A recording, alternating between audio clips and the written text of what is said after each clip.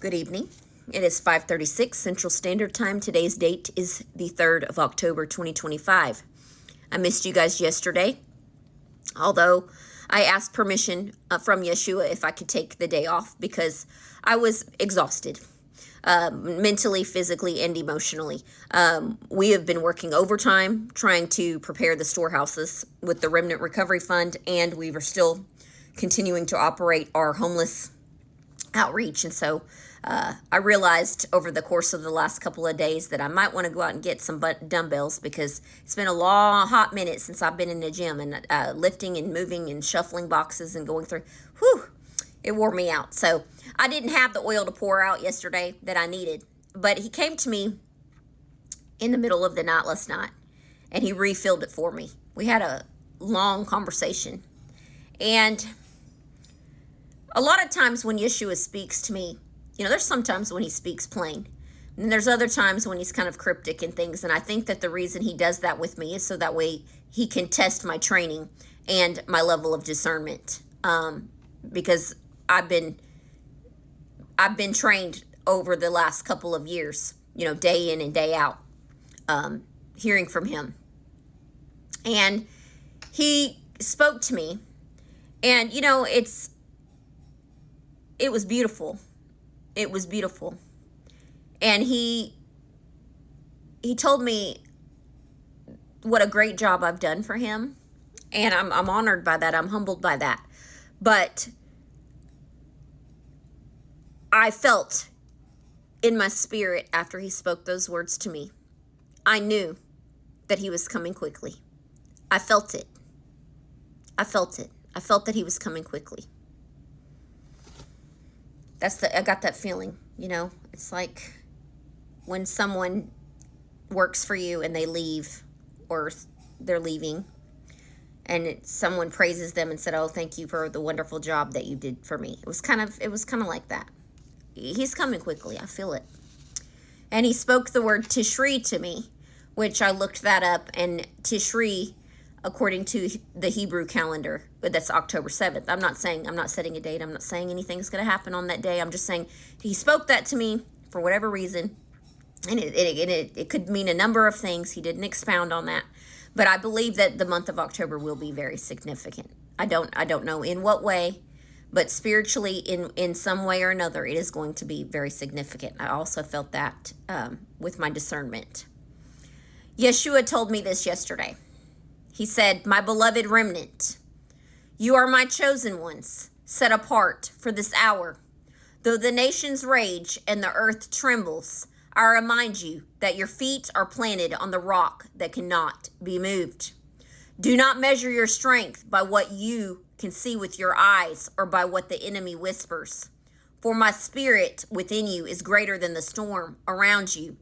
Greater is he that is in you than he that is in the world." 1 John 4:4. You have endured hardship, betrayal, weariness, and seasons where the fire seemed dim. Yet I tell you, your endurance is precious to me.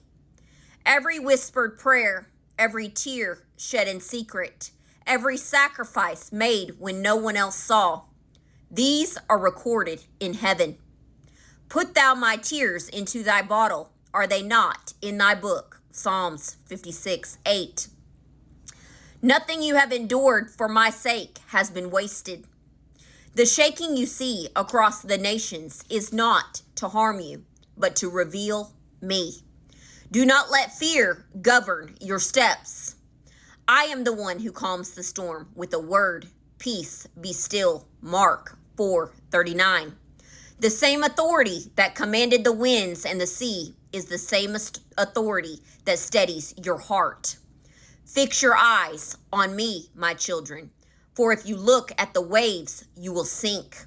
But if you look at me, you will walk where others drown. Do not despise the testing. What feels like fire is purifying your faith so that way it may shine brighter than gold. The trial of your faith being much more precious than of gold that shall perish, though it be tried with fire, might be found unto praise and honor and glory at the appearing of Jesus Christ. 1 Peter 1:7. Endurance is being formed in you, and endurance will carry you to the finish line. Be watchful. Keep your lamps filled with oil and your garments washed in my blood. This is not the hour for compromise, but for consecration. Blessed are they which do hunger and thirst after righteousness, for they shall be filled. Matthew 5:6. As darkness increases, your light must burn brighter. Love one another fervently, for love is the mark that will separate you from the world. By this shall all men know that ye are my disciples, if ye have love for one another. John 13:35. You are closer to breakthrough than you know. Do not lay down your sword now. Do not grow weary in well-doing. For in due season you shall reap if you faint not. Galatians 6:9. The enemy has tried to convince you that you are weak, but I tell you, you are strong because you are mine. The roar of the Lion of Judah is within you. Behold, I am coming quickly, and my reward is with me. Revelation 22:12. Stand firm, endure, and lift your eyes, for your redemption draws near. He that shall endure unto the end, the same shall be saved. Matthew 24:13. Yeshua HaMashiach, King of kings and Lord of lords. What he is saying that you, his remnant, those of you that are sealed in the blood of the Lamb. I want to tell you something, those of you that have found my videos that have been watching me for any length of time. You did not find me by accident. These words that I'm commanded to speak for Yeshua HaMashiach on behalf of the throne of God, they are a beacon call, calling in all of those worldwide that belong to Yeshua HaMashiach, those that will be taken in the rapture. So now is the time to keep your lamps burning brightly, to be walking in obedience, to be trying to live a holy life, to be repentant, fully surrendered, to forgive those that have hurt you, and to go out there and shine on behalf of the throne of God and be the light in a very dark and fallen world. The world needs you, whether they realize they need you or not.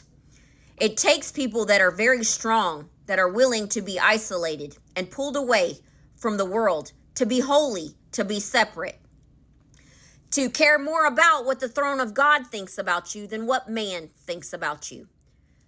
His law far surpasses the laws of man, and it is his law that should abide in your heart. I've been to New Jerusalem, what the world calls heaven. I've been twice. It's the most beautiful thing that you could ever imagine. Those of you that have read the scrolls that I've written for the kingdom of heaven, we call them books. Yeshua calls them scrolls.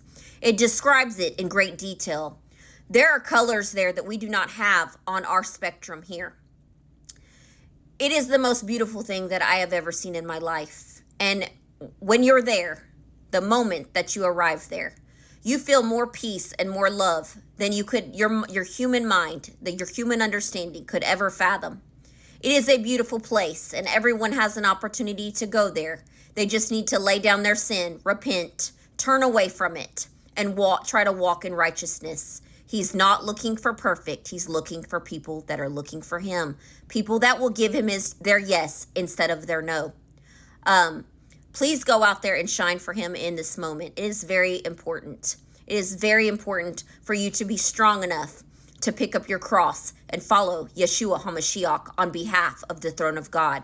I love every single one of you. Go out there and tell them who Jesus is and who he was, that he died on a cross, was born of a virgin, and rose the third day, and how much he loves them.